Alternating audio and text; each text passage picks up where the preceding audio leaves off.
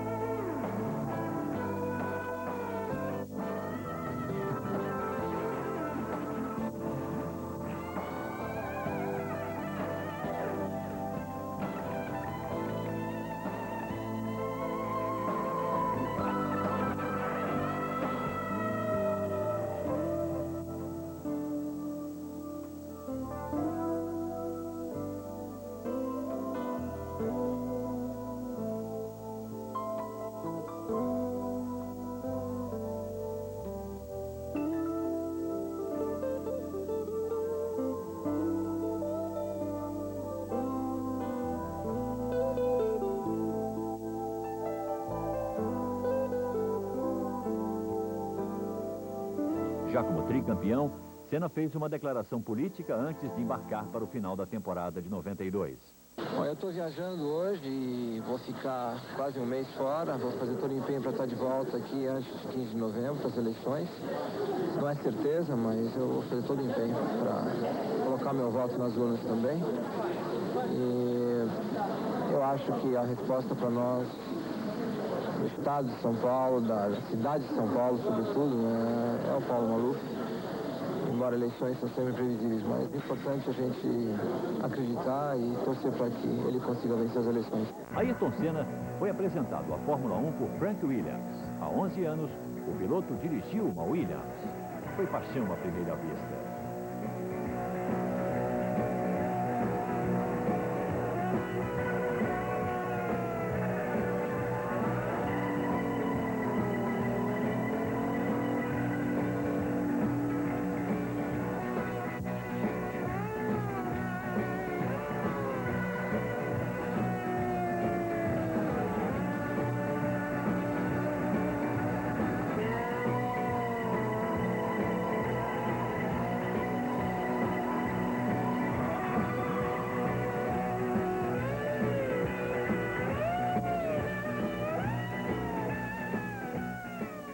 É um degrau maior apenas. Não existe nenhum grande problema. Parece que não tem segredo nenhum.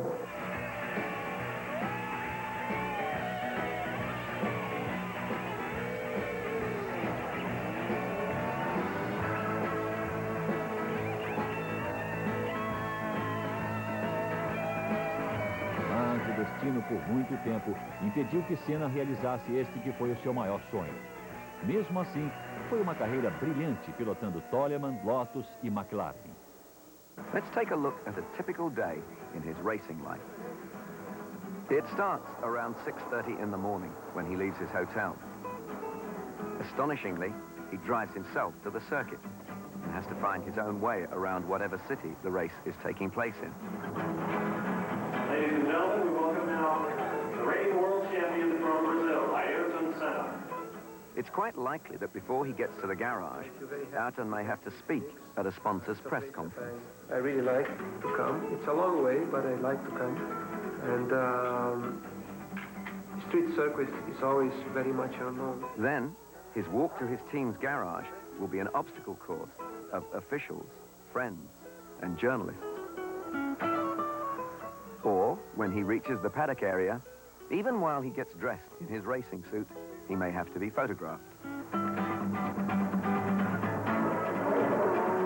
Ayrton's racing work for the day usually consists of setting up the car for its best performance for each circuit and its weather conditions.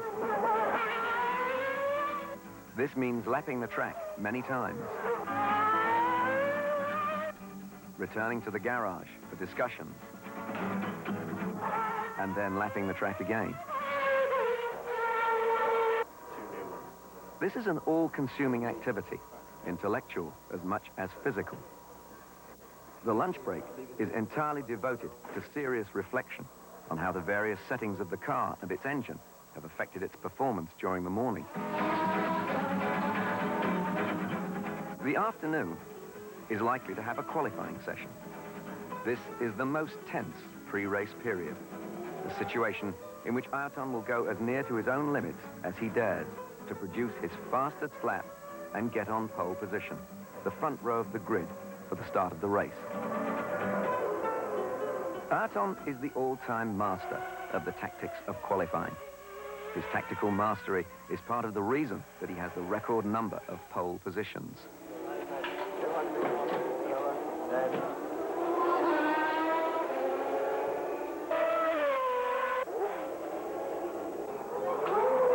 Simply the best.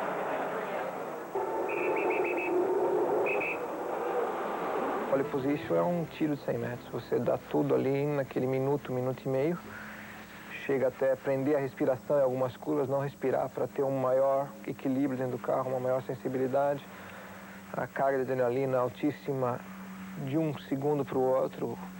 E é o que eu considero o máximo dos máximos, né? O máximo da performance. É o pico.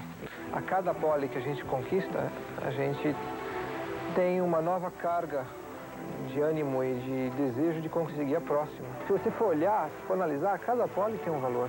No Brasil, você que conseguir a pole no Brasil, onde está a galera toda ali esperando, torcendo, também tem um valor tremendo.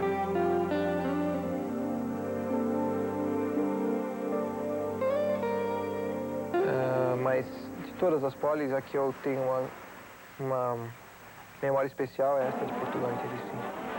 Foi meu segundo ano de Fórmula 1, a primeira oportunidade que eu tive de realmente estar na pole. Foi em Portugal, a segunda prova do campeonato. E foi uma emoção tremenda. E não só aquele final de semana, foi o final de semana da pole, da vitória, do recorde, enfim, foi completo.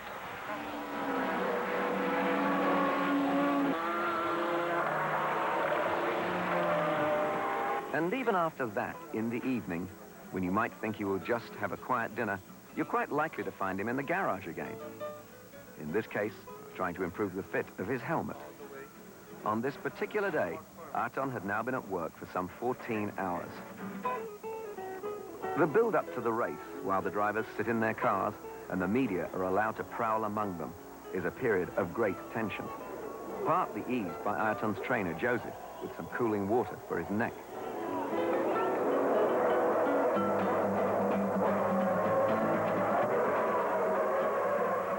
The race itself is a grueling 2 hours of high-temperature physical punishment.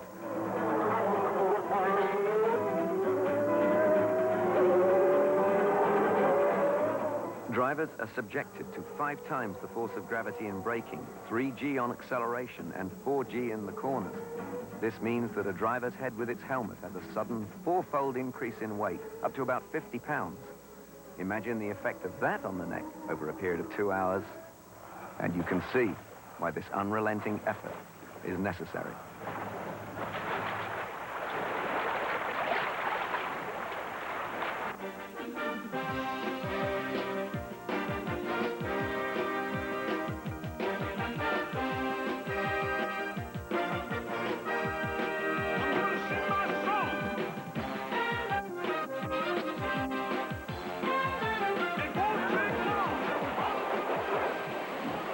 Sorte que eu não mirei aí, hein? Eu gosto de viver perigosamente, fortes emoções.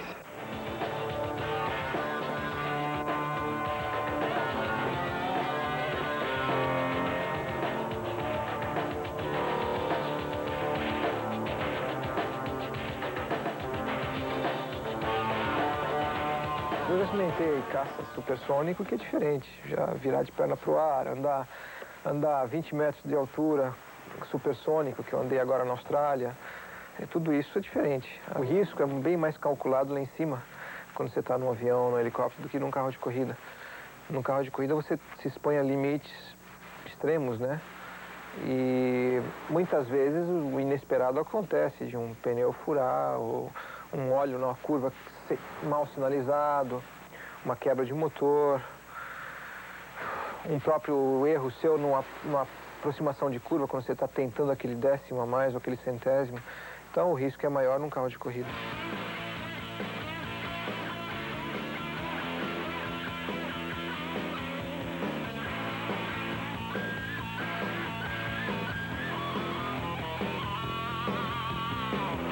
A chuva vem vem da Fórmula 1 já. Se bem que eu corri muito também na chuva na Inglaterra, de Fórmula Ford, Fórmula 3. Não, depois veio foi Mônaco em 84, quando eu quase venci, né, entre aspas, né? Porque o rei da chuva não deixou. Não deixou, exatamente, Jack Hicks. Com 1 hora de corrida, eles paralisaram a prova, eram 2 horas de prova, justo na hora que eu estava passando o Prost, né? E como foi a minha primeiro grande resultado, né? Valeu mais que uma vitória, na verdade, aquela prova, com a Toleman. Ali, então, começou a fama, né? Toda corrida, quando pintava água, eles falavam, já tem vencedor marcado, né? E aí aumenta a responsabilidade, que você vê chuva, os caras... Você já pensa, pô, tá todo mundo esperando que barbada, moleza, né?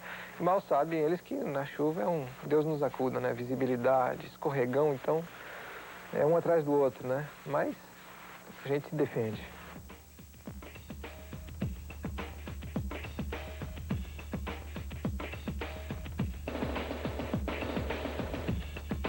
Pouca gente leva em consideração exatamente esse fator, que desde que eu corro de Fórmula 1, na verdade, desde os tempos do kart, com exceção de 84 na Fórmula 1, eu sempre larguei na frente. Não sempre na pole position, mas na primeira fila. Primeiro ou segundo lugar, eu sempre estive ali na frente. Se você larga na frente constantemente, você está mais exposto de qualquer outro a se envolver a brigas boas, porque quem está na frente está lutando para vencer e não está ali por brincadeira.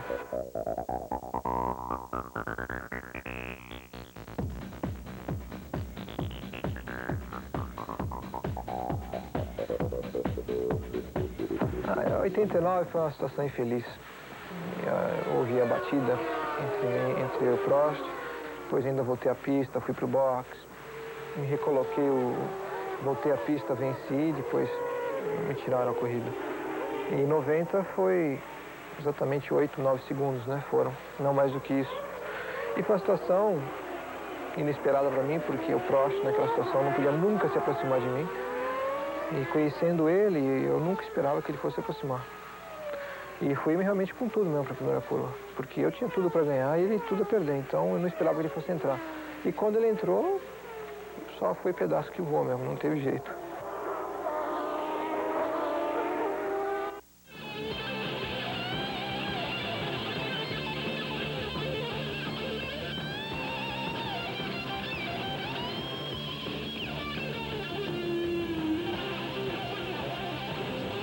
Ali foi um susto tremendo.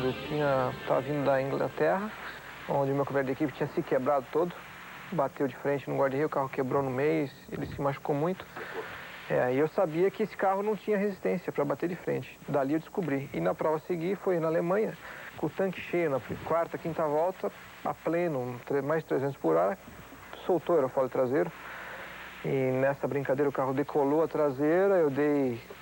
acho que uns 4 ou 5 360, sem saber para que lado eu estava virando, para onde é que ia. Eu só pensava no bico do carro, o nariz. Não pode bater de frente, tem que bater de qualquer jeito, menos de frente.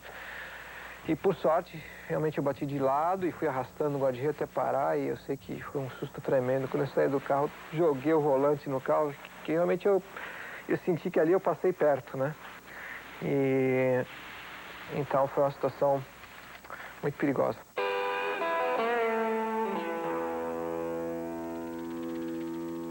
88, 12 voltas do final, com a corrida 50 segundos na frente, perdi o rumo da curva lá e o guarda-reio entrou na minha frente, eu não consegui desviar.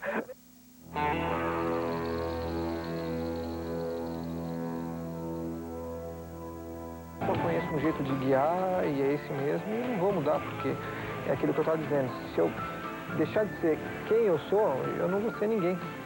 E vou perder exatamente a minha característica mais forte, que é aquela da determinação, do desejo da vitória, de acreditar que você pode vencer.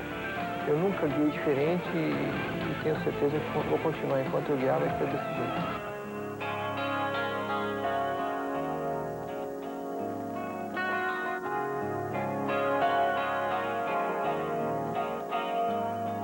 É difícil você conseguir vencer numa boa. Para vencer, você tem que lutar. E essa luta, muitas vezes, significa se indispor, de certa forma, com algumas pessoas, para prevalecer aquilo que você acredita, o teu ponto de vista, a tua cabeça, a tua personalidade, acima de tudo. E se você não lutar para valer, você acaba perdendo o teu próprio rumo. E se você perde o seu próprio caminho, você não é ninguém. Então, para conseguir manter essa linha de conduta, você tem que lutar muito. E muitas vezes tem que brigar mesmo.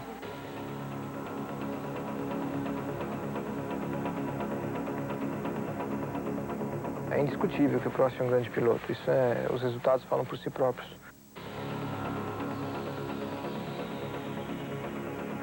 Era difícil, jogo duro, porque ele era um piloto extremamente experiente, conhecia o carro, a máquina melhor do que ninguém.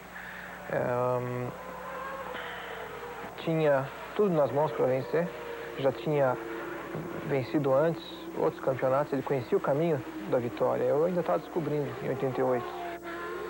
E à medida que eu passei a dividir o espaço com ele na McLaren, complicou a vida, porque ele estava acostumado a ter toda a equipe para ele e de repente passou a ter que dividir de igual para igual. E aí os problemas começaram a aparecer, né? E a briga foi grande. O importante em cada vitória foi a emoção que aquilo tudo trouxe para mim. Todo o prazer que aquilo trouxe.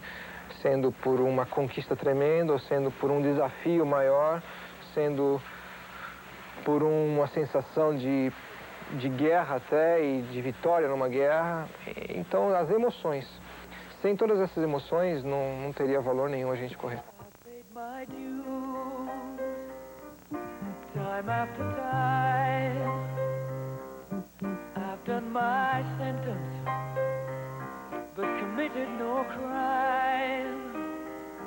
Japão, 88.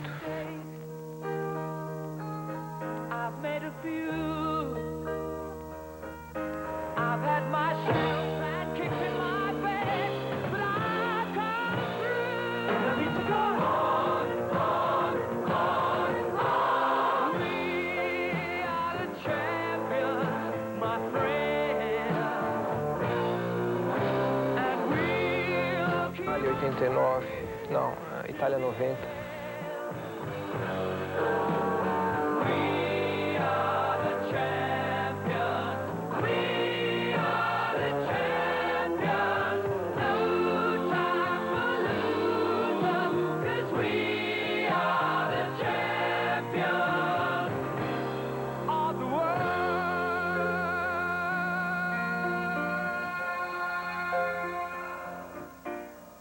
Bélgica, 90. I've taken my bows and my curtain calls. You brought me fame and fortune and everything that goes with it. I thank you all, but it's been no bed of roses, no pleasure cruise. I consider it a challenge before the 89 também, que eu ganhei aquela corrida.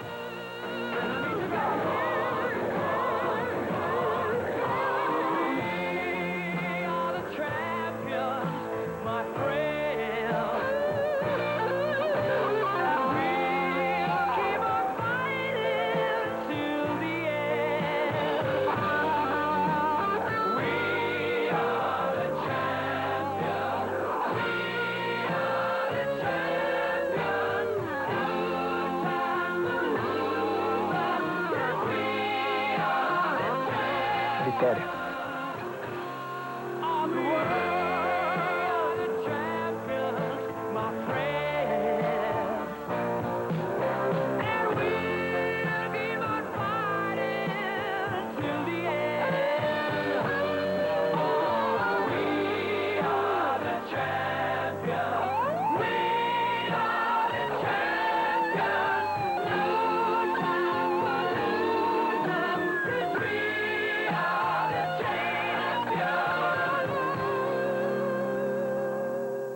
Para este ano, Ayrton conseguiu finalmente realizar o seu maior sonho. Fechou o contrato com a equipe Williams.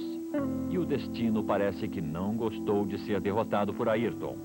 O piloto e o destino travaram um verdadeiro duelo na temporada de 94. Por um lado, o talento e o esforço de Senna fizeram com que ele conquistasse a pole position nas 3 provas corridas este ano, em Interlagos, no Japão e em Imola. Mas o destino também foi implacável e respondeu duro à garra e ousadia de Ayrton Senna. No circuito de Interlagos, Senna largou na frente, mas teve que abandonar a prova. Por uma falha sua, o carro rodou na pista.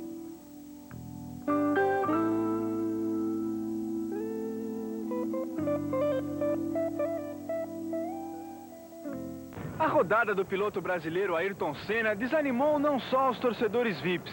A maioria dos torcedores brasileiros preferiu deixar o autódromo de Interlagos ainda antes do final da prova. Faltavam 10 voltas para o término da corrida, quando o movimento do lado externo do autódromo já estava assim. Você chegou a ver a hora que teu irmão rodou? Vi. Eu imagino, tem duas alternativas. Uma é que ele estava no limite, ele estava começando a recuperar a diferença, tinha tirado um segundo, que era bastante coisa numa volta, e estando no limite ele pode ter escorregado naquela curva. A outra, o câmbio não ter entrado numa marcha e ele ter daí tido esse problema, mas é mais provável que tenha escorregado mesmo, não ter tido problema. No Japão, o esforço de Senna garantiu ao piloto a pole position mais uma vez. Mas ainda na largada, a Williams de Senna sofre uma batida na traseira. Até então, somente o azar, que o piloto pensava superar nas próximas provas.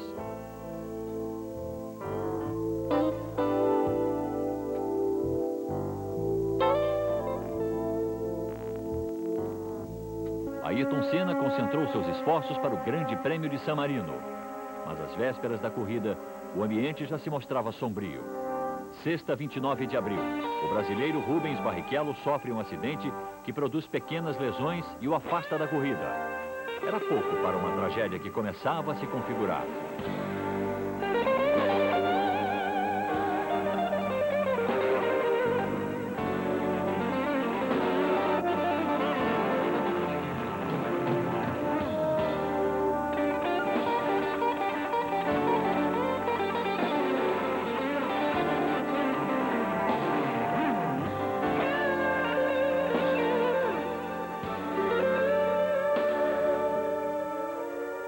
Treino oficial de sábado, dia 30, morre o austríaco Roland Ratzenberger.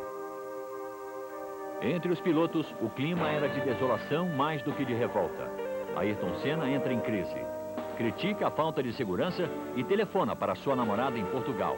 Adriane Galisteu apenas ouviu o desabafo do piloto. Senna revelava para Adriane que estava com mau pressentimento e que, se dependesse dele, não iria correr no dia seguinte. E o domingo amanhece com o mundo voltando seus olhos para Imola. Apesar dos dois acidentes, o clima era de expectativa por mais uma corrida. Mas para Ayrton era diferente. Para os mecânicos e engenheiros da Williams, o homem que estava ali, pronto para entrar no cockpit de macacão azul, não era o Ayrton Senna. Ao contrário do Ayrton alegre e extrovertido, ali estava um homem sisudo e reflexivo. A corrida começou mal. Um pequeno acidente logo na largada obriga o carro madrinha a entrar na pista. Depois de 5 voltas, tudo se normaliza. Na 7ª volta, perseguido por Schumacher, Senna se aproxima da curva Tamburello a 310 km por hora. Em frações de segundo, chegava ao fim, de maneira inexplicável, uma das mais admiradas e brilhantes carreiras do mundo. A partir dali, o mundo inteiro sentiu um aperto no coração. Senna permanecia imóvel no carro com a cabeça pendendo para a esquerda. O mundo parou. Foram os mais longos 1 minuto e 40 segundos da história. Os médicos finalmente chegam. 2 minutos após, Senna é deitado na pista e sofre uma traqueostomia em virtude de uma parada respiratória. 17 minutos após, é transportado de helicóptero para o Hospital Maggiore de Bolonha. Foram horas de tensão e angústia para os pais, irmãos, amigos e fãs em todo o mundo.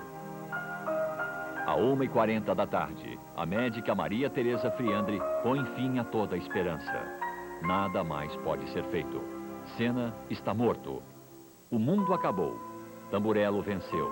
Depois de machucar Gerhard Berger em 89, Nelson Piquet em 87 e Ricardo Patrese em 92, Tamburello só satisfez sua voracidade, levando o maior piloto do mundo. Era 12h30 do dia 5 de maio de 1994. Foram 100 horas de sofrimento do povo brasileiro e do mundo, desde a manhã do acidente. O caixão de Senna foi colocado no jazigo. Era o último momento de sua incomparável carreira.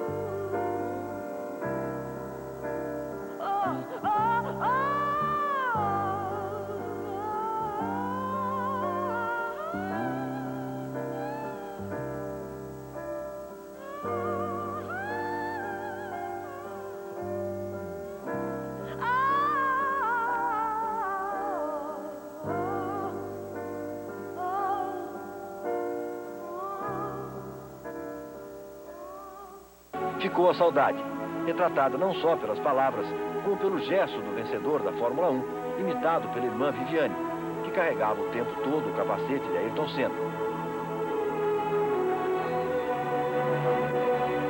E a última homenagem ao homem que voava na terra veio nos céus pela Esquadrilha da Fumaça.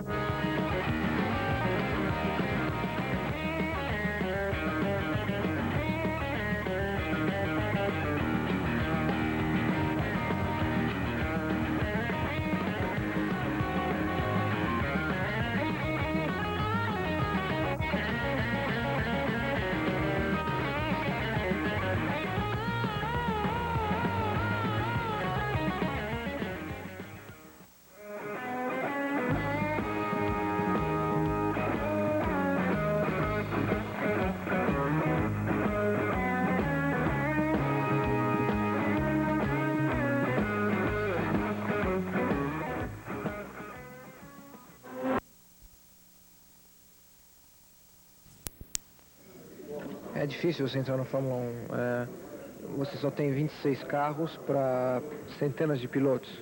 Não é como uma Copa do Mundo, onde você tem duas equipes sempre jogando com 11 de cada lado, mais 11 no banco de reserva e dezenas de equipes, tá? Então você tem milhares de jogadores que têm uma oportunidade. Na Fórmula 1 são 26 só.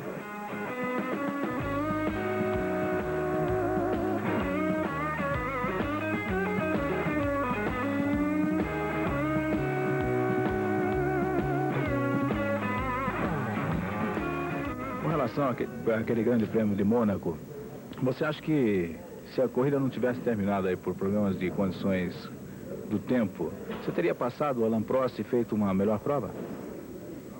Tudo indica que sim. Tudo indica que a gente conseguiria ultrapassá-lo e eventualmente vencer a prova. Mas também quem não diz que dali a 2, 3 voltas eu sofresse um deslize e batesse no guarda-reio e acabasse tudo ali. É difícil dizer. A previsão indicava que era possível, mas o imprevisível também podia acontecer. Você não ficou aborrecido para a corrida ter terminado? Não. No momento, num dado instante, sim. Lógico, senti a frustração porque existia aquela possibilidade de vencer. Mas depois, pensando friamente, o segundo lugar, da forma que aconteceu, a prova, do jeito que se desenvolveu, foi boa, foi suficiente para causar um impacto na imprensa em geral na Europa, para dar uma cobertura maior para a minha equipe. Eu acho que o Ayrton Senna já fez bem mais do que se esperava dele. O segundo lugar em Mônaco, onde ele foi, como todo mundo sabe, flagrantemente roubado, deveria ter ganho aquela corrida, já fala tudo sobre o que realmente, sobre o potencial que o Ayrton tem para desenvolver. E acho que ele chegou na hora certa na Fórmula 1 pela equipe certa, na equipe média. Eu acho que todo o potencial dele vai demonstrar o ano que vem, quando ele certamente estará numa equipe de ponta. Ayrton Senna é, sem a menor dúvida, o maior potencial que a Fórmula 1 já viu desde o Juan Manuel Fangio. Prova disso são essas 8 corridas, das quais ele só participou em 7 do Mundial. E o que ele fez em Nürburgring, numa corrida promocional de Mercedes, que era a inauguração de Nürburgring, onde ele passou por cima do Niki Lauda, do Keke Rosberg e tudo, correndo mais de 10 ex-campeões, e foi ele o vencedor. E de uma maneira tão brilhante que o carro que ele venceu faz hoje parte da coleção do Museu Daimler-Benz. Quer dizer, é um garoto que tem 6 meses de Fórmula 1 e já está no museu aos 25 anos. O futuro dele, sem dúvida, é brilhante. Ele pode ser o homem que vai quebrar o recorde dos 5 campeonatos mundiais do Juan Manuel Fangio. Sem dúvida, não falta potencial, nem talento, nem vontade para esse garoto.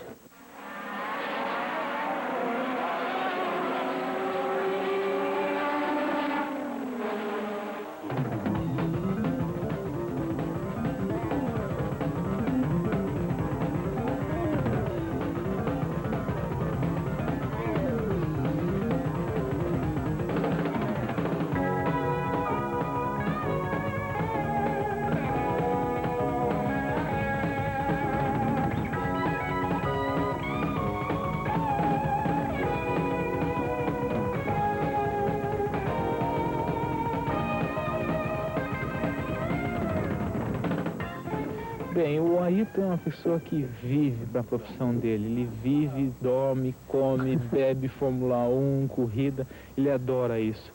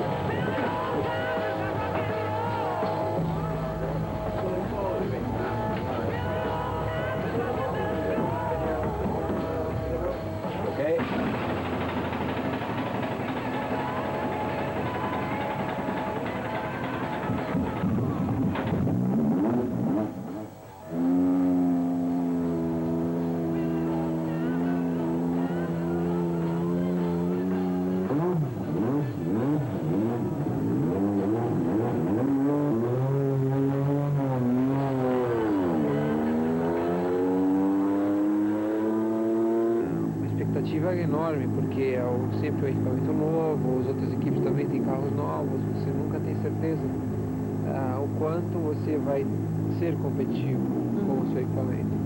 antes que você comece realmente a participar das corridas. Esse ano é especial porque é um carro bem diferente do anterior, com um novo motor, com essa nova suspensão também. Existem grandes modificações que a gente acredita que vai ser bom, vai dar certo, e isso dá um potencial enorme para que a gente obtenha muito sucesso.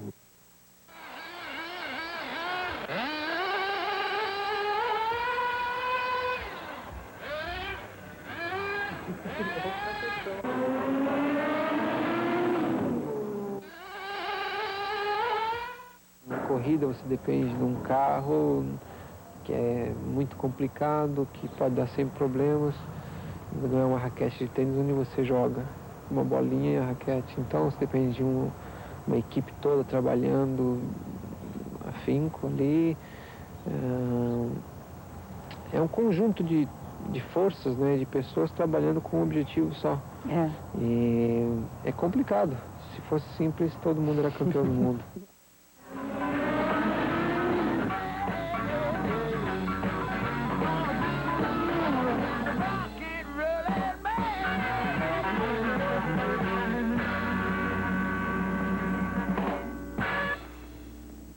A amizade é difícil porque você está sempre competindo e você só encontra os pilotos assim na pista, na hora que você está competindo um contra o outro.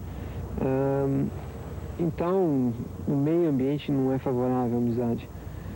E fora disso, cada um vive num país diferente, tem hábitos, hobbies diferentes, então você não tem oportunidade de criar um relacionamento. Mas dentro do possível, eu tive a oportunidade de criar um relacionamento com alguns deles.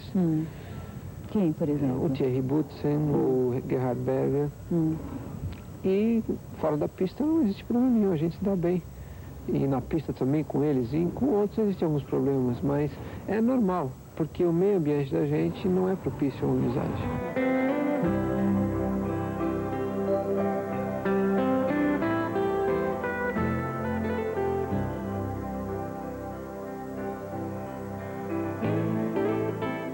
Cada vez que vai treinar ou participar de um grande prêmio, a tensão é enorme, porque a responsabilidade é grande, o risco é grande, e tudo isso traz muita tensão, né? Mas com o tempo você vai aprendendo um pouco, vai controlando melhor, mas nunca deixa de estar presente.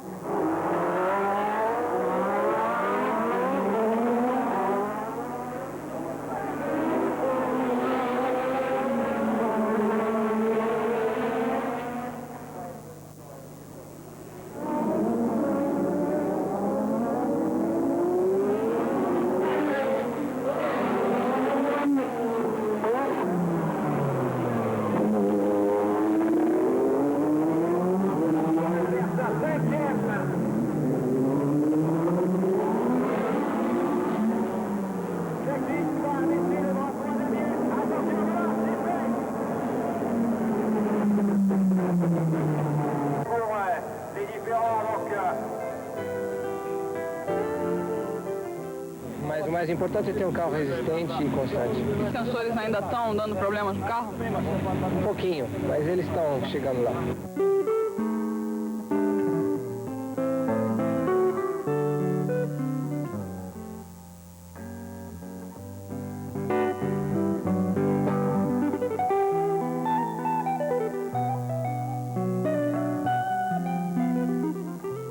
É bem mais complicado, viu?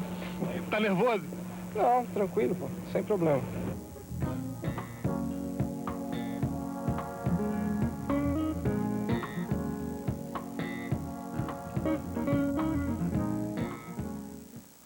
Não, eu não sou flamenguista, mas eu sou brasileiro, pô. E aí? A gente acompanha muitas vezes jogos aqui no Maracanã e o Fla-Flu foi sempre muito visto, assim, né? Então a gente acompanha. Qual é o time brasileiro por qual você torce? Eu sou corintiano, mas não sou fanático, não. Qual o seu palpite pro Fla-Flu de domingo? Fla-Flu de domingo? Que vence o melhor, pô. E que façam muitos gols pra galera delirar lá, né? Mas conhecendo o Moza, a gente tem que acabar torcendo um pouquinho pro Flamengo e pra ele, né?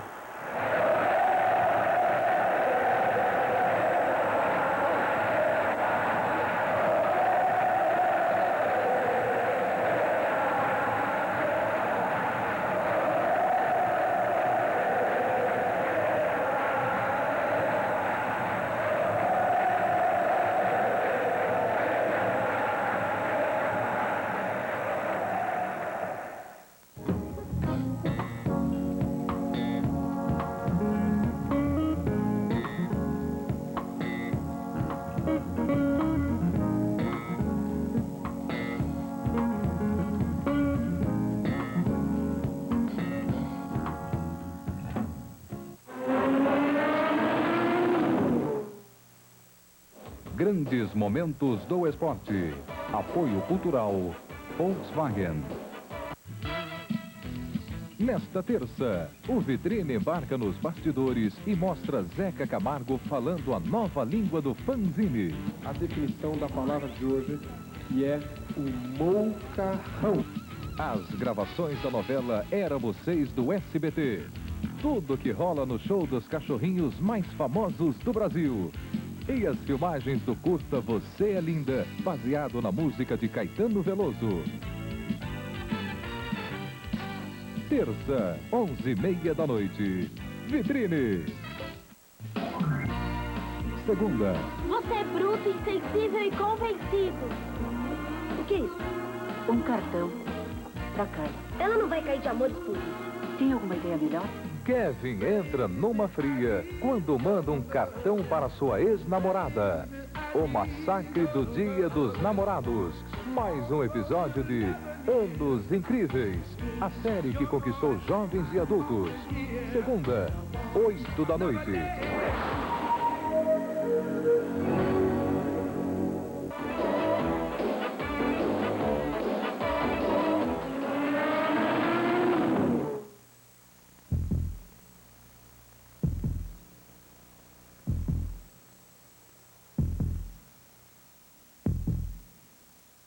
É impossível você falar em título. A gente mal acabou esse ano o campeonato. É lógico que o objetivo de qualquer piloto é o título. Essa mudança de equipe vai ser um pouco difícil de início até eu me adaptar à estrutura da nova equipe. A Honda fornecendo o motor também vai ser um carro novo. Enfim, tem uma infinidade de modificações que levam a crer que de início vai ter muito trabalho, mas eu acredito a médio e longo prazo que essa estrutura nova da McLaren vai trazer bons resultados. Ayrton, o que pesou nessa mudança?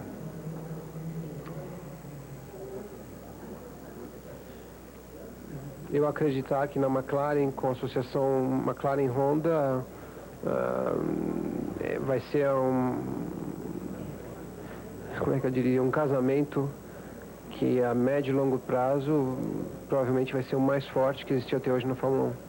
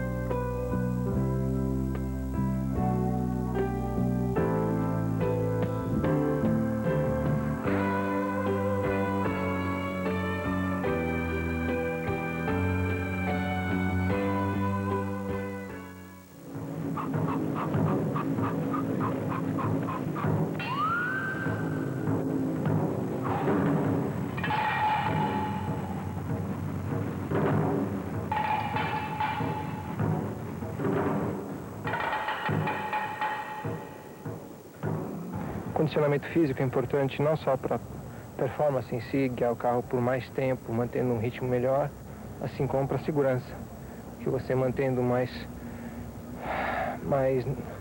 naturalidade, guiando o carro, você tem um domínio melhor, tem menos chance de cometer erros e como consequência uma possibilidade inferior de cometer um acidente, acontecer alguma coisa.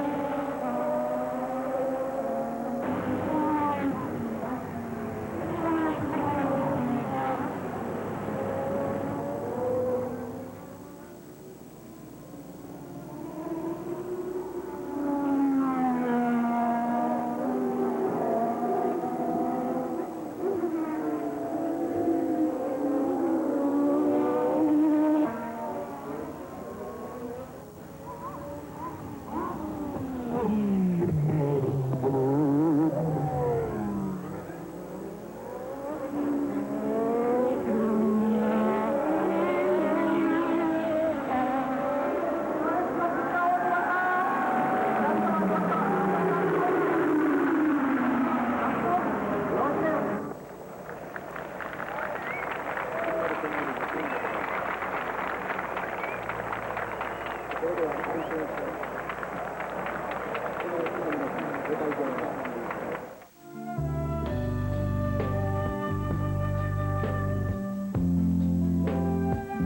que você diz para ele nesse campeonato de 89?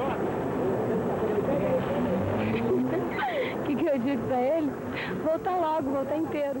Eu tenho certeza que vai ser um bom carro, tão bom quanto o de 88, e o motor novo, o V10 da Honda, está muito bom já, e na época do Grande Prêmio Brasil, com tudo junto, deve dar boas alegrias aí.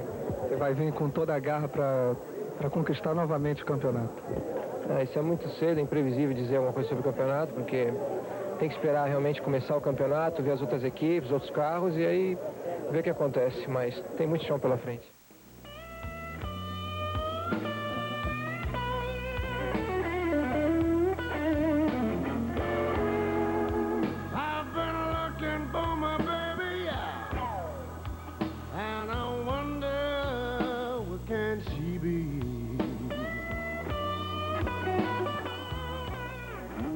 The sky is crying.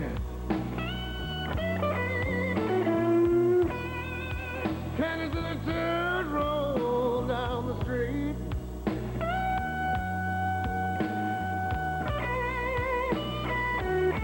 The sky is crying. Ali em cima a gente foi a 1.4 Mach, mas na altitude que a gente estava, quase você não percebe a velocidade. Pelo menos lá em cima ninguém bate. Mas depois que a gente fez um voo rasante, aí foi realmente bem emocionante, porque com os pontos de referência perto, a sensação da velocidade é enorme, e quando a gente fez as manobras aqui em cima, a baixa altitude, foi muito emocionante. Como é que está seu relacionamento com o Prost? Está muito bom, poderia estar melhor, mas devido às circunstâncias onde a competição é muito grande e existe muita pressão tanto nele como em mim, é difícil, mas a gente vai levando.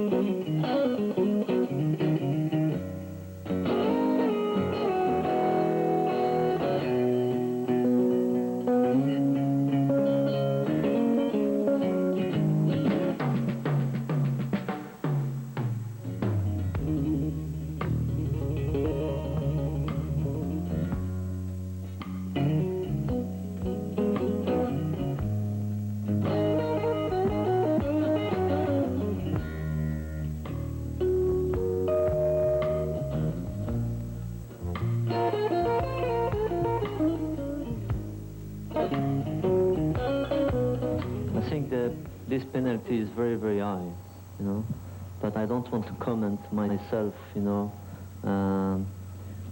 this penalty or this suspension, because my opinion, it arrives at the wrong time for me. I never caused the accident in Suzuka. It was never my responsibility, and that you should see in a video, not by my own words. But I just say that because I keep hearing here or there that I only drive one way, is the only way I know, and I don't care if I cause an accident, things like this. This is not correct.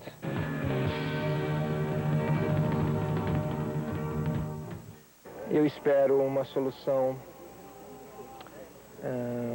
de bom senso e equilíbrio para esse problema que está todo mundo sabendo. E eu acho que é uma situação delicada para todas as partes envolvidas e para o próprio automobilismo mundial. E no interesse de todos e do próprio automobilismo, do esporte, ou daquilo que restou do automobilismo da Fórmula 1 de esporte, que seja encontrada uma solução e que a gente tenha uma grande festa aqui em Interlagos. Afinal de contas, eu sou brasileiro. E também tem um campeonato, mais do que nunca, um campeonato disputado, um campeonato cheio de emoções para o mundo inteiro.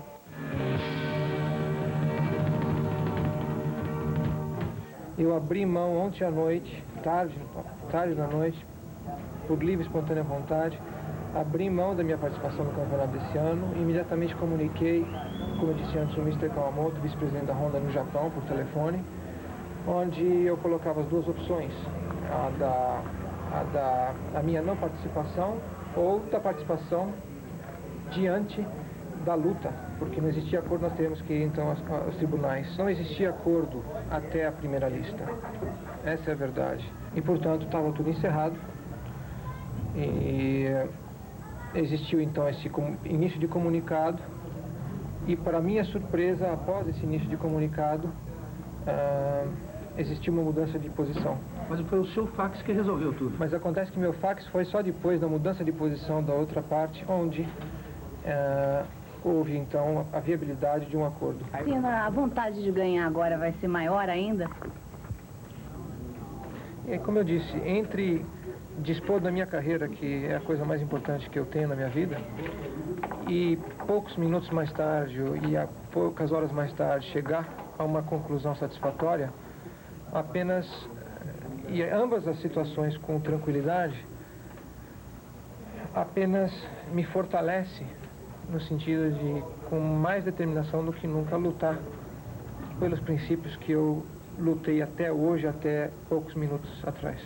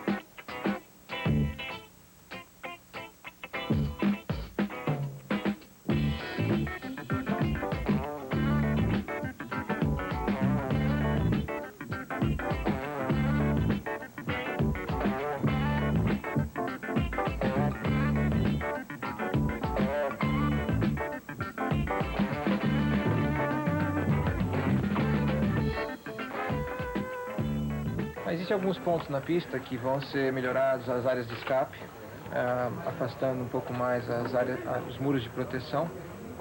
E sobre esse aspecto tem na região do lago ali, vai existir uma extensão maior de área de escape, na subida também para a reta do box. Existem alguns pontos que podem ser melhorados, faziam parte já do primeiro projeto, mas por falta de tempo na época hábil não foi possível. Sendo um homem que indiretamente defende o Brasil, defende as cores da nossa bandeira no exterior, chegar ao Brasil para descansar e para estar em paz e receber notícia que tem gente querendo te raptar, não é uma coisa muito agradável. E a gente tomou as medidas necessárias para tomar as precauções. Que medidas, senhor? Você pensou você tá com uma segurança aqui, pessoal, né? É lógico, diante de umas circunstâncias como essa, você tem que se tomar muito cuidado, mas é algo que só no Brasil mesmo pode acontecer.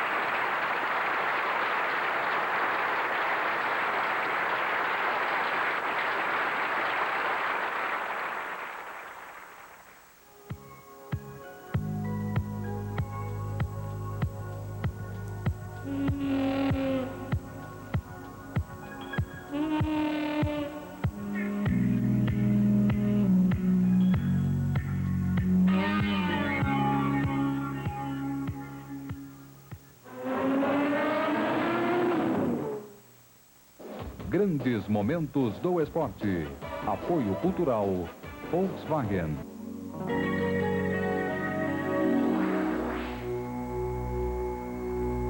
Neste domingo, Nosferatu.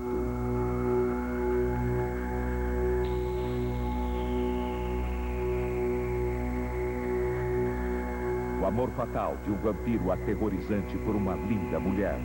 Baseado na obra de Bram Stoker, Nosferatu. Domingo, 11h30 da noite. Um dos mais belos filmes do cinema mundo. Nesta terça, Michael Palin chega à China e encontra 2 países. Em Hong Kong, o dinheiro é a própria razão da existência de uma sociedade sem limites para crescer. Na República Popular da China, passado e presente se misturam no país marcado pelas tradições. A volta ao mundo em 80 dias, 5º programa da série. Terça, 10h30 da noite, na Cultura.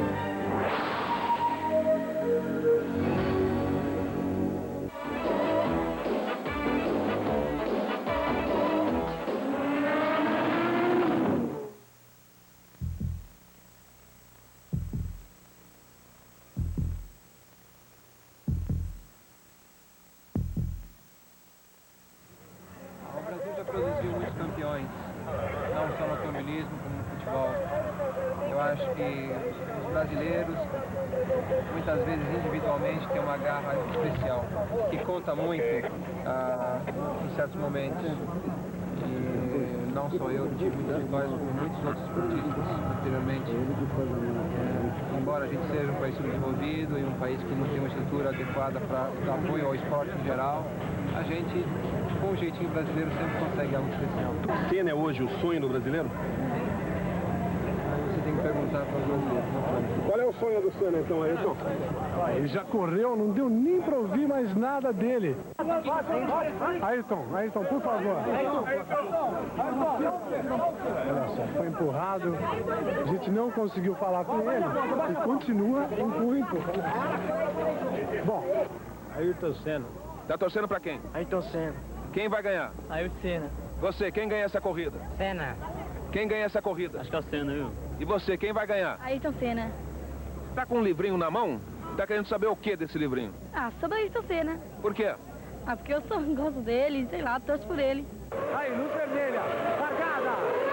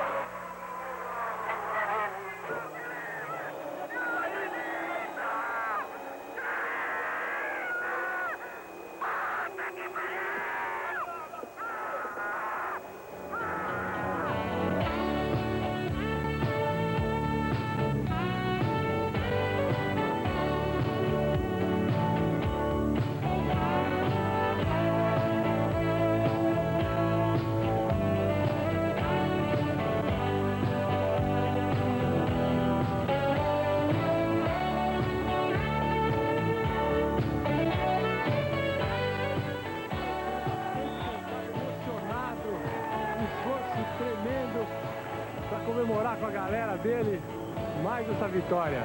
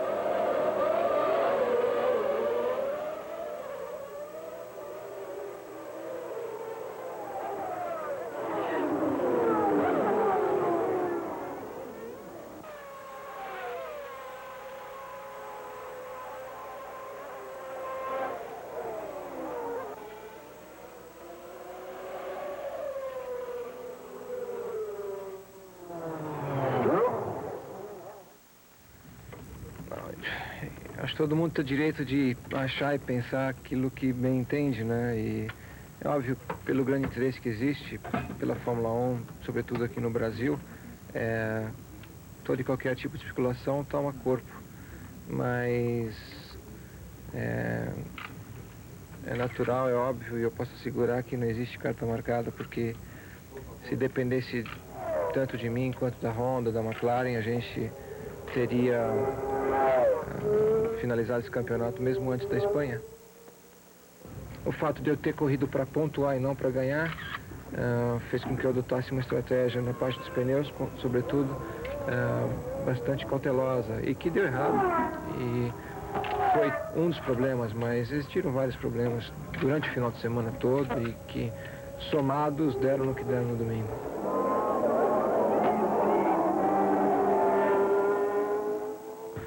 Eu tenho a meu favor que eu não preciso terminar a prova para ser campeão. O Mansell não pode deixar de terminar entre os dois primeiros, mais necessariamente vencer as duas provas.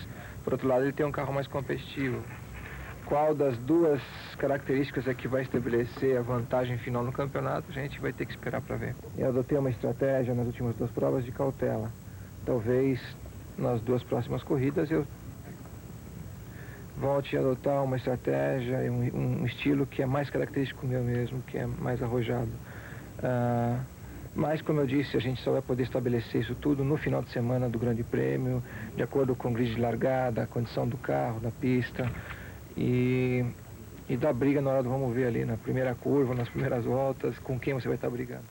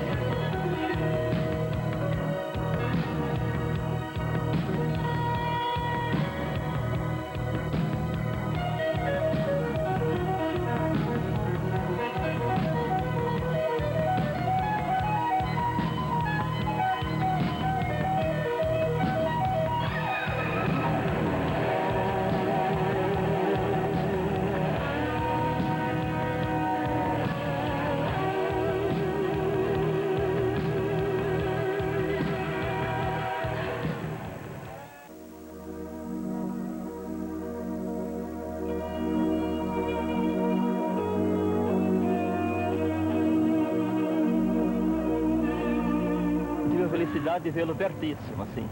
Você viu quem era? Ah, Ayrton Senna, o campeão. Você gostou de ter visto ou você? O meu filho ficou gritando. A melhor coisa que apareceu foi o Senna.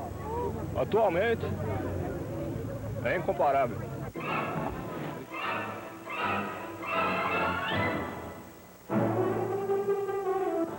Você espera. Senna, você em meio a tanto caso representa uma volta ao passado também?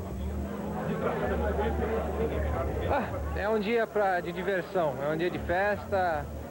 Daí tanta gente que viveu comigo uma certa época da vida e hoje é um momento para dividir um pouquinho de todo o sucesso que eu obtive depois do tempo do kart, depois das fórmulas menores e tá aí para todo mundo brincar, se divertir. O kartódromo aqui vai funcionar como uma espécie de escola? Não, o kartódromo é uma festa. Ele hoje está inaugurando e eventualmente a gente vai organizar uma ou outra competição oficial para estimular o kart, né? Mas é lógico, ele está dentro de uma propriedade que na verdade é um cantinho da gente, de privacidade, e a gente tem que procurar preservar isso. Mas em certos momentos a gente vai procurar organizar uma ou outra competição. Quem vai fazer a foto? Ele. Vai lá. Vai de breque, toda a frente aí. Ai, pertinho da minha. Tá ligado? Não, é só... Como é que eu ligo? Abre a lente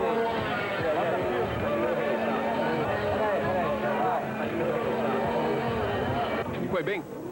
Não sei, estou meio enferrujado, eu acho. É difícil você voltar para o kartismo, que é algo muito sensível. E eu tenho a impressão que o Ayrton me deu um kart meio bichado para não andar muito.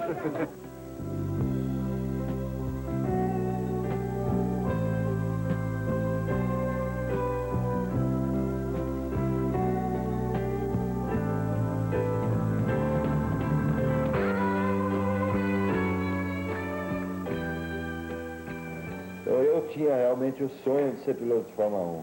E esse sonho, um dia o Ayrton, em 77, se eu não me engano, 76, 77, o Ayrton passou no box e falou, Gordinho, vamos almoçar, né? Intervalo de treino. E estava tendo treino de Fórmula 1, estava tendo treino na pista. Tinha as Ferrari andando e tal, e a gente comendo um misto Afonso, eu lembro que tinha um misto Afonso, sanduíche em homenagem ao Afonso Giafone, que foi quem inventou. Então era muito saudosa essa época e sentei com a Ayrton, aí primeira coisa eu puxei o assunto, falei, Ayrton, você não quer, qual que é a sua? Você quer ser piloto de Fórmula 1, né? Como todos nós, né? E o Ayrton muito friamente, quer dizer, disse, olha, não, eu gosto do kart, o kart para mim é minha paixão, o meu hobby vai ser o kart, acho que eu vou correr a vida inteira de kart como hobby. E eu respondi para ele, eu acho que você vai ser piloto nem que você não queira. E a partir daquele momento eu comecei a me questionar, eu falei, pô, se o cara não quer ir, o que eu vou fazer lá, né? Quer dizer, eu era um mero coadjuvante, ele ganhava uma prova, passava 6 sem ganhar, tirava um terceiro, quer dizer, era um inconstante, quer dizer, não tinha aquele perfeccionismo, aquele talento que eu via que ele tinha, né? Que todos nós vimos que ele tinha. Então é uma coisa assim que, é uma coisa íntima que até hoje eu guardava e a partir daquele momento eu me questionei realmente. E comecei a desistir do sonho e me conformar, quer dizer, e até quando eu encontrei ele, uns 3 dias depois que ele testou o Williams, até com a maior força, em 83, uma prova aqui no Pacaembu que teve, que estava correndo o Emerson, o Maurício, todo mundo, o Maurício já estava indo para a Europa também, já tinha ido para a Europa, eu acho. Encontrei todo mundo, encontrei o Ayrton, que foi muito receptivo, até conversamos rapidamente e desejei boa sorte, né? Perguntei para ele, quer dizer, aquela curiosidade, né, quer dizer, de estar torcendo para ele ir, porque assim, eu acreditava que era ele que ia ir, quer dizer, era um pouco daquele sonho que estava indo junto e perguntei, Ayrton, como é que é sentar no Fórmula 1, né? Ele falou assim, ó, eu andei em todas as categorias do automobilismo, quando eu sentei no kart, eu falei, no Fórmula 1, falei, estou de volta num kart.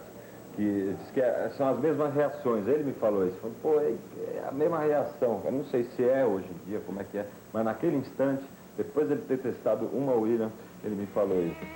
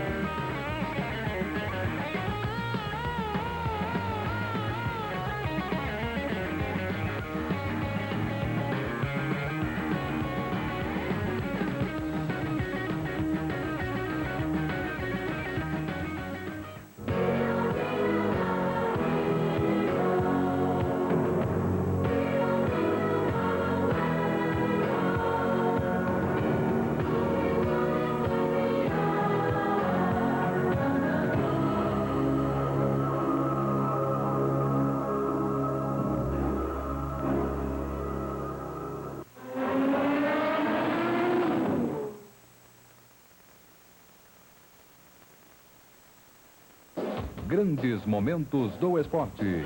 Apoio cultural Volkswagen. Próximo sábado. Menino. Nos subúrbios do Rio de Janeiro, um grande amor se transformando em tragédia. Eu te amo, eu te adoro, você não pode fazer isso comigo. Baseado na canção inédita de Jorge Benjor, Pisada de Elefante. Sábado, 10h30 da noite. Veja esta canção. Apoio Projeto Cultural Banco Nacional.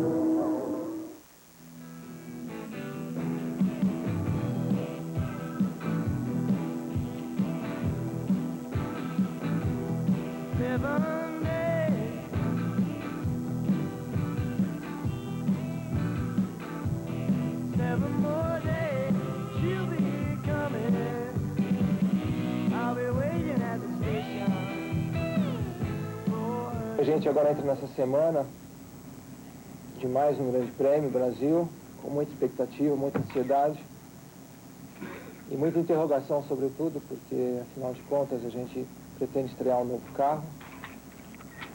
E então, enquanto esse carro não andar aqui em São Paulo, junto com todos os outros, em condições de igualdade, realmente é quase impossível estabelecer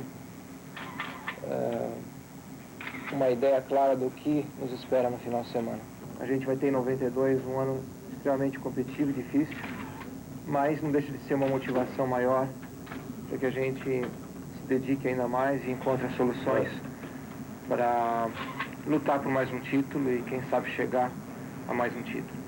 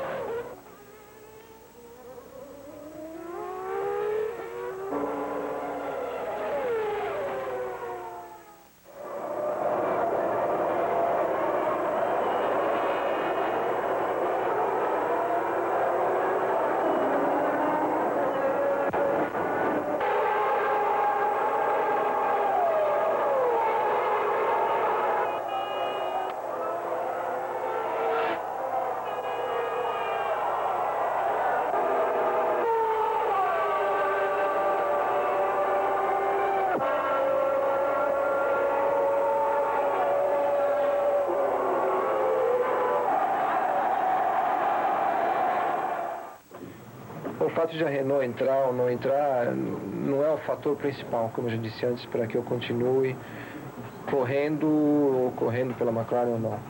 Existem outros aspectos e, como eu já disse antes, a gente vai ter que esperar para que a gente possa então conversar sobre isso. Eu não venci 3 campeonatos do mundo porque tinha o melhor carro ou porque quis correr na equipe mais fácil, assim por diante. Eu já estou há 7, 8 anos na Fórmula 1 e, teoricamente, tenho muitos anos ainda pela frente. A decisão de Williams ou não era uma decisão técnica, é uma decisão lógica.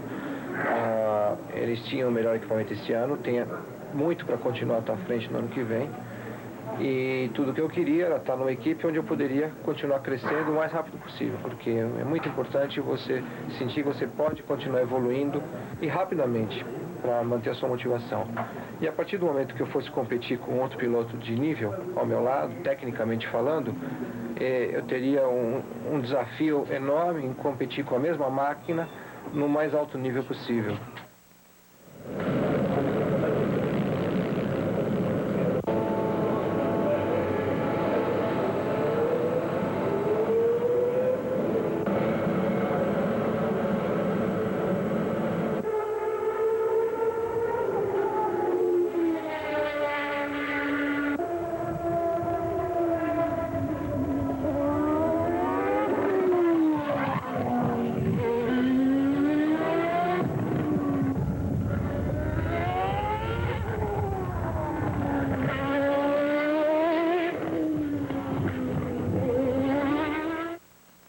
Eu acho que o Brasil, o problema não está no salário mínimo em si, o problema do Brasil está no desnível que existe entre a grande maioria da população e uma pequena parte da população e o empobrecimento constante, né, que a gente vai verificando no padrão de vida das pessoas. E a partir do momento que a maioria está sofrendo e não está conseguindo nem sobreviver decentemente com alimentação, saúde, educação, isso logicamente afeta a vida de todos nós. A violência está aí comprovando, e a não ser que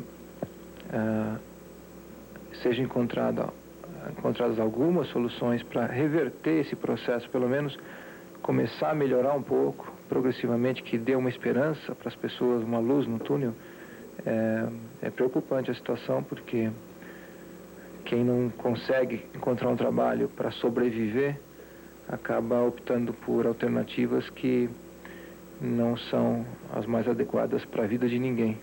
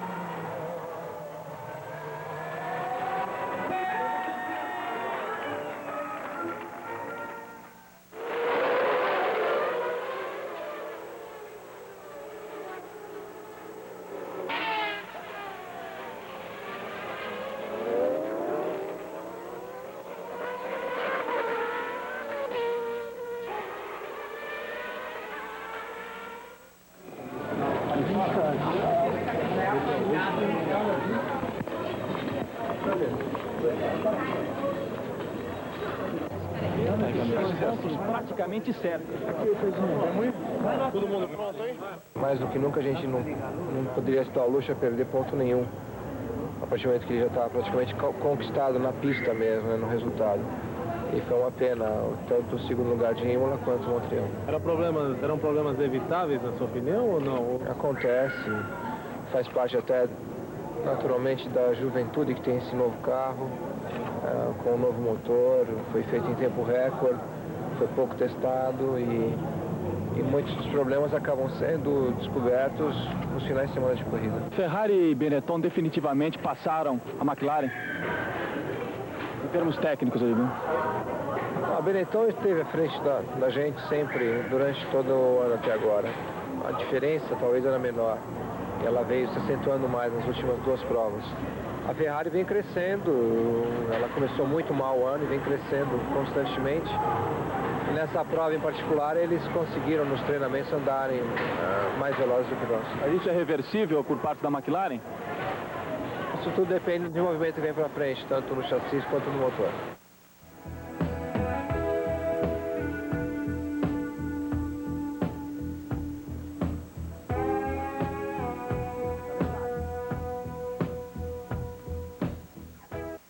Sunday in Paris. But this time they exchanged their Formula One cars for more humble go-karts. Prost getting the better of Senna to win the go-kart invitational, and that just may be the Frenchman's new line following his retirement from Formula One. And that's a look at sports. I'm Graham Joffe. Stay tuned. Bauru é engraçado, porque era uma época assim que tinha na POC, foi a época que Ayrton e Mário Sérgio, que é o Mário Sérgio Carvalho, filho do Mário Carvalho, dono da Mini, né, da Mini SS, e eram os grandes rivais na segunda 100, na PC 100. E então eles, assim, as tomadas de tempo, os dois primeiros tempos do dia sempre eram Ayrton, Mário Sérgio, depois vinha toda a primeira categoria com pneu importado, entendeu? Ou seja, eles viravam mais rápido que a POC com pneu nacional. Em Bauru não estava o Mário Sérgio, estava o Ayrton. Foi uma corrida, parece que era inauguração, não sei, era uma corrida fora de campeonato.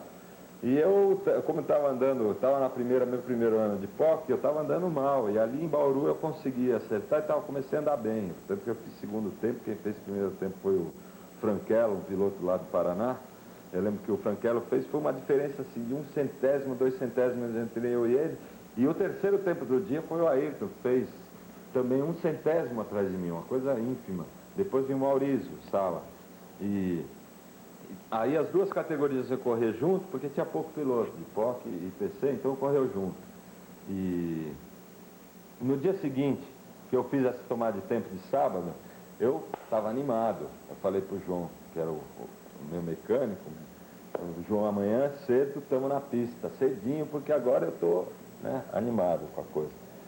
6 horas da manhã estava chegando na pista e coisa meio escura ainda, eu lembro que ouvi um barulho, aquele barulho de kart andando, era só um kart, o Ayrton, e estava o motorista dele, que eu não me recordo o nome, estava sempre com ele.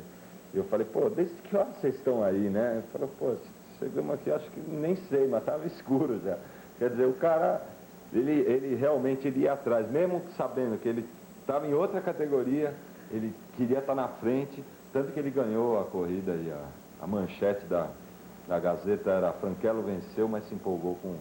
Mas Bauru viu o Frankello vencer, mas se empolgou com o show de Ayrton. Bom, são 10 anos de carreira e, felizmente, em todas as equipes, eu agora inicio uma nova fase na minha carreira com a Williams. Vou ter muito a aprender com os novos integrantes da equipe, com a nova máquina, tudo novo para mim. Eu vou ter que realmente aprender muita coisa, por ser um novo aluno da escolinha. E estou pronto para ser esse aluno. A mudança de regulamento, assim como o crescimento contínuo da Ferrari, vão trazer uma maior competitividade no campeonato de 94.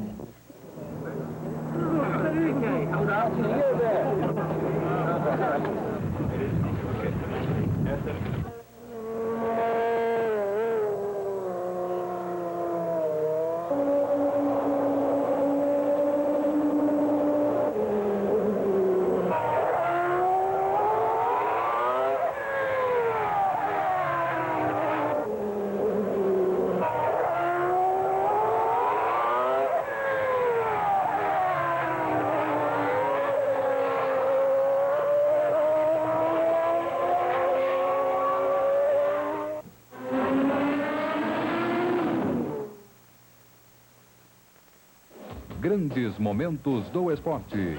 Apoio cultural Volkswagen. Amanhã tem Castelo Rá-Tim-Bum em 3 horários diferentes. De manhã, às 10 horas, à tarde, às 3h30 e à noite, episódio inédito às 7 horas. Castelo Rá-Tim-Bum, um mundo encantado repleto de informação e diversão, sempre num bom horário para você assistir. No fim de noite da cultura, grandes diretores da atualidade mostram como eles começaram na série Primeiras Metragens. Todos os dias, cineastas falam sobre o início de carreira e o desafio dos primeiros filmes. A partir desta terça, 00:30, Primeiras Metragens na Cultura.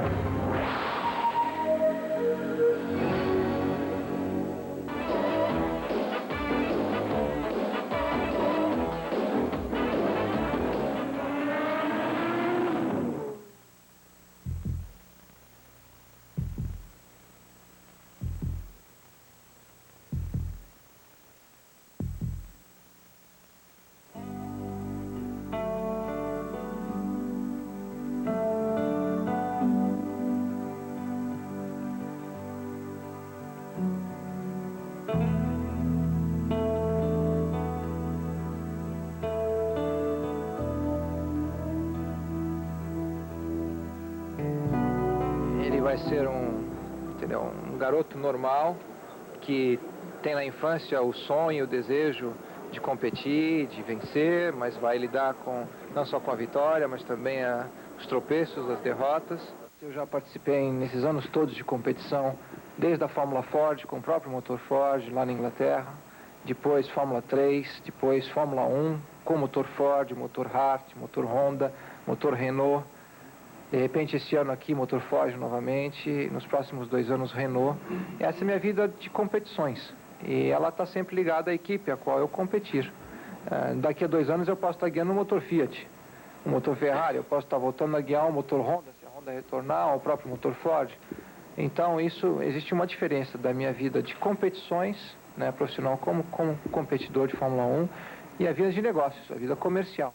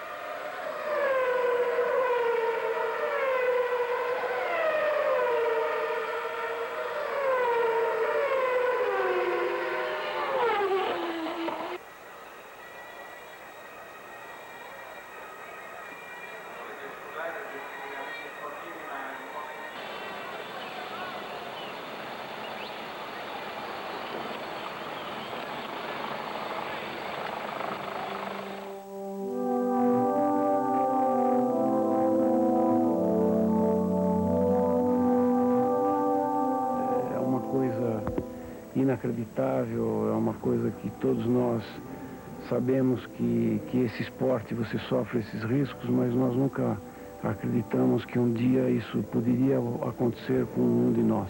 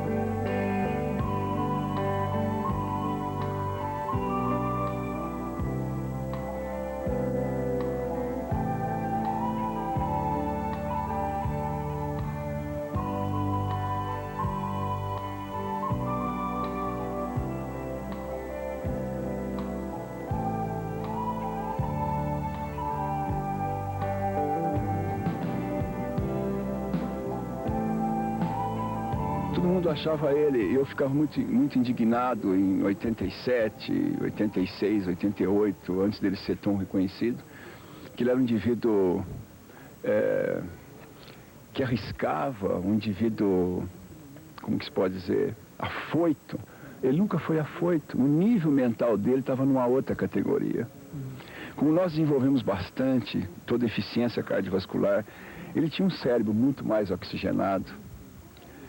E essa luta de persistir, de teimar, de insistir, indo contra tudo e contra todos, levou ele a um aprimoramento espiritual muito grande.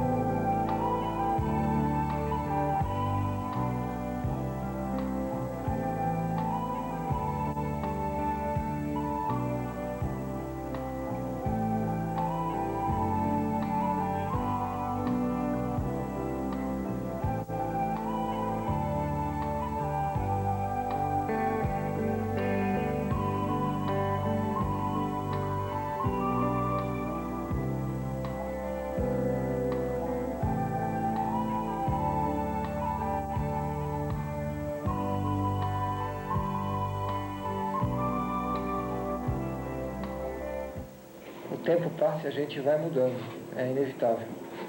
Agora, o importante é você se manter o mais fiel possível aos seus princípios que te foram passados na sua infância, na sua adolescência, na fase da vida onde você formou a sua personalidade, o seu caráter.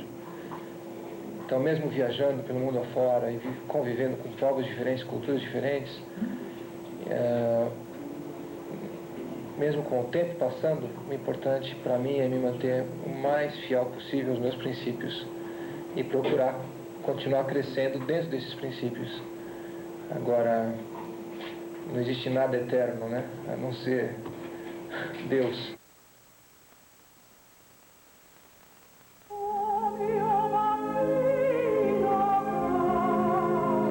É impressionante como no mundo tão cruel, a tragédia nos pega sempre desprevenidos. Não seria possível que aquela figura de cavalheiro medieval do futuro pudesse morrer.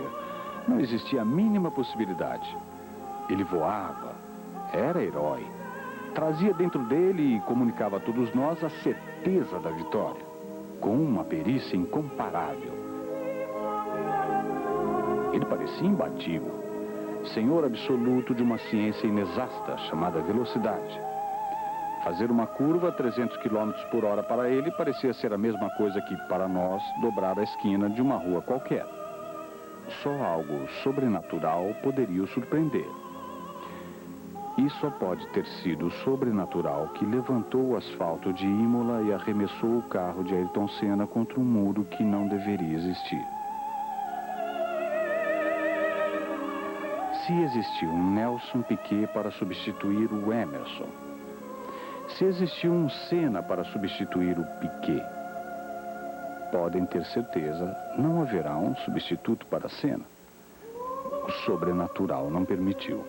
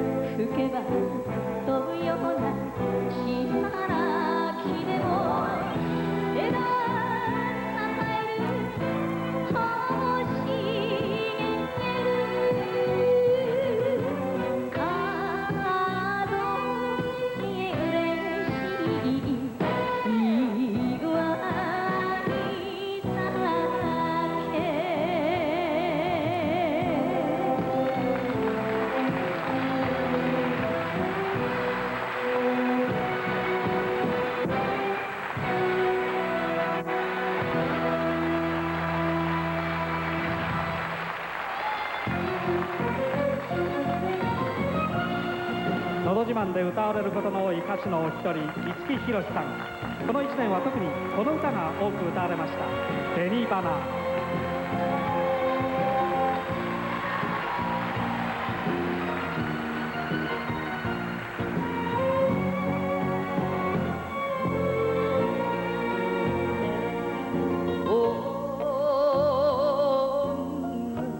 心優しく抱いて染めてください紅の色忍び子ならなおさらに愛の証が欲しいのよ紅花は愛の花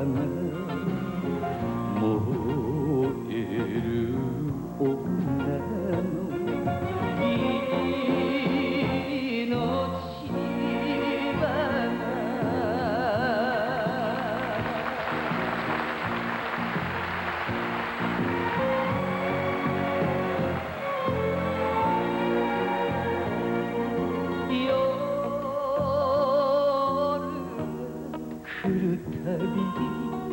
花びらを変え罪の匂いをつけてゆくせめてそれも抱きしめ夢をつないでいきたいの紅花は愛の花忘れられない未練花一度待たせた